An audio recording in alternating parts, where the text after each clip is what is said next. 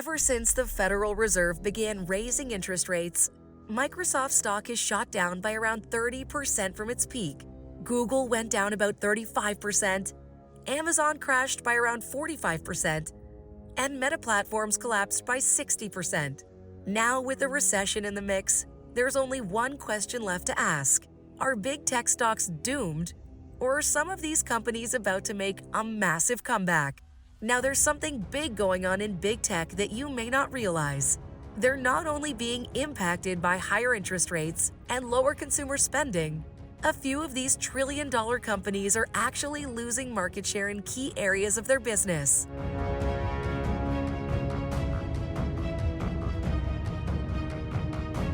Take Meta Platforms. They make 99% of their revenue from advertising and advertising data. Meta's advertising revenue comes from businesses paying for that vast amount of data, so they can hyper-target likely buyers for their products and services. It all depends on number of users. While many companies were hit hard by the pandemic in 2020, Meta wasn't one of them, as during lockdown, people turned to platforms like Facebook and Instagram to pass the time. That's what led to Facebook's massive growth over the last 2 to 3 years, and it's also how they're gonna fall. Meta's market cap collapsed from over $1 trillion in 2021 down to just $370 billion as of today. So if it wasn't the shutdowns, and it wasn't because of interest rates, what the heck happened? Now, a little over a year ago, Apple's App Store rolled out a feature called App Tracking Transparency. This feature gives iPhone users the ability to opt out of apps collecting extra data to personalize their ads. Over 80% of iPhone users around the world opted out of ad tracking in the United States. This one feature erased over $12 billion from Facebook's revenue last year alone. But that's only the beginning. As the effects of the pandemic subsided, people switched more to TikTok. In January of last year, Mark Zuckerberg called TikTok a major threat to Meta's bottom line. During February of last year, Facebook revealed their first decline in daily active users due to people flocking to TikTok. So Facebook launched features like Reels to compete with TikTok, which keep people on Meta's platform for longer, but sadly Reels bring in much less advertising money per engagement than things like Facebook's newsfeed. And that's where the network effect kicks back in. Companies are taking notice, and they've started distributing their ads across a wider range of platforms, primarily on TikTok. Meta's financials speak for themselves. They reported $27.7 billion in revenue for the third quarter of 2022. That's a 4% drop year over year, but instead of spending money to defend their core business, Meta is investing over $20 billion into the metaverse, a bet that may not see returns for over a decade. Overall, Meta reported a 20% profit margin compared to 36% just 1 year ago. Alright, so Meta's not the only big tech company that's been heavily impacted by changes to the ad market. Around 80% of Google's revenues came from ads, and they also report their earnings. Google also uses vast amounts of data that they collect to target ads to specific audiences, which makes them more effective and increases the likelihood that people will click on the ad. But unlike Meta, Google has a massive suite of apps like Gmail, Google Maps, the Chrome, the Google Play Store, and the Android operating system. Not to mention a full line of phones. So their full stack of offerings is actually much closer to Apple's and Facebook's. But none of that makes their ad revenue immune to disruption. Just a few weeks ago, OpenAI unveiled ChatGPT to the public, which uses natural language processing to analyze a user's query and generate a highly relevant response in just a few seconds. No pages and pages of search results, and of course, no ads. Sridhar Ramaswamy was the head of Google's multi-$100 billion advertising division from 2013 to 2018. He revealed in an interview 4 months back that generative search from systems like ChatGPT will disrupt Google's traditional search business in a massive way. It's just a better experience. And the Bloomberg article also ends with a note that ChatGPT amassed 1 million users in about 5 days. That's an extraordinary milestone. It took Instagram 2.5 months to reach that number, and it took 10 months for Facebook. Also, Google's currently facing two different antitrust lawsuits from the DOJ. The first was filed back in 2020 and alleges that Google made exclusive agreements with certain companies to be featured as the default search engine in their products. The second was filed earlier this year on January 24th. It goes after Google's heavy influence on the entire online ad market since Google buys, sells, and exchanges ads. The DOJ claims that it's in a unique position to set the market up. However, they want and snuff out potential competitors before they even have a chance to establish themselves. And all this is in addition to the inflation and the recession causing consumers to spend less, which means big cuts in advertising as a result of all these headwinds.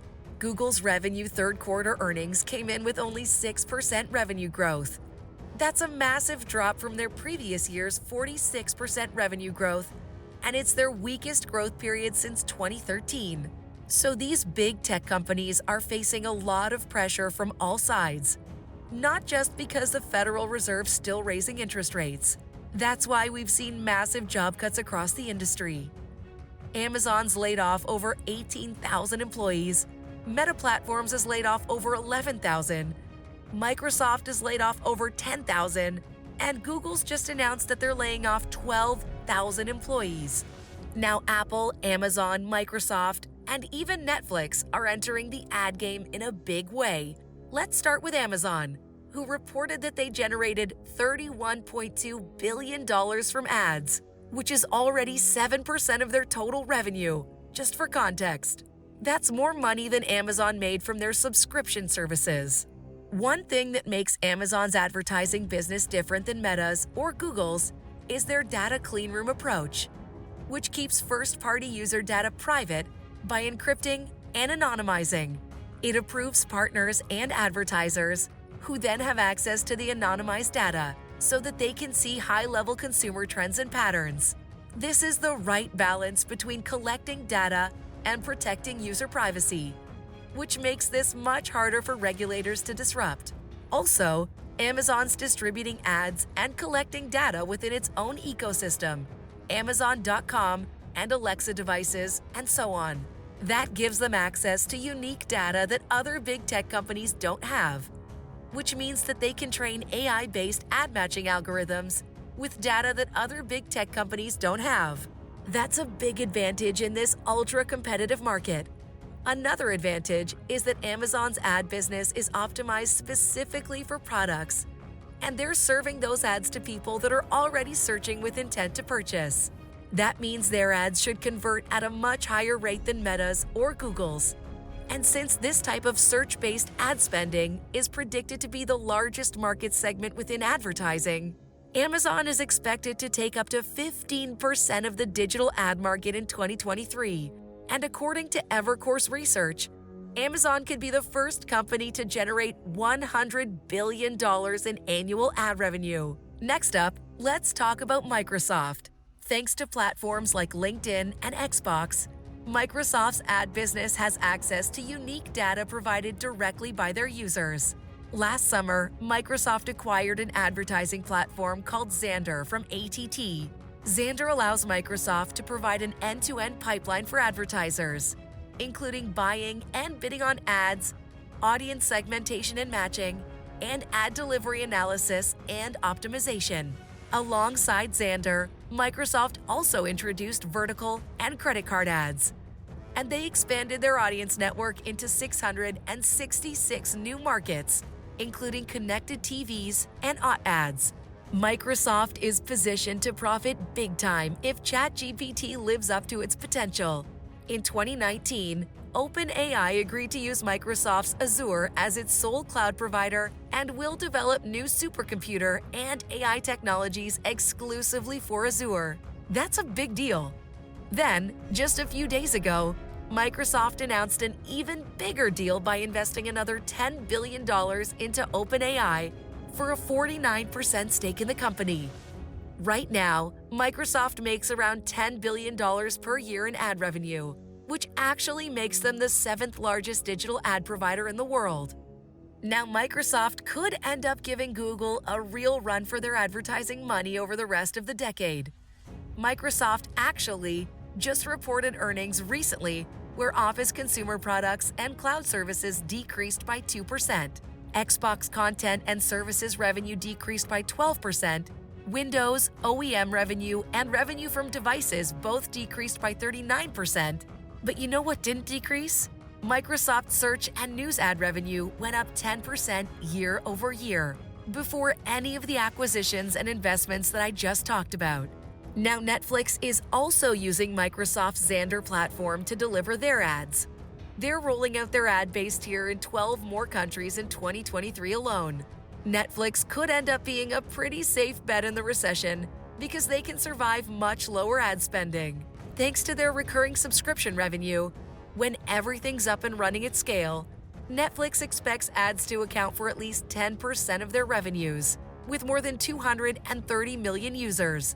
Netflix shareholders are probably pretty happy with Netflix's share price rocketing up by 70% over the last 3 months. Either way, hopefully this episode helped you understand the advertising market is about to change in some pretty big ways. And even though Google and Meta platforms are the current kings of advertising, they can still be disrupted. Thank you for watching, and we'll see you guys soon.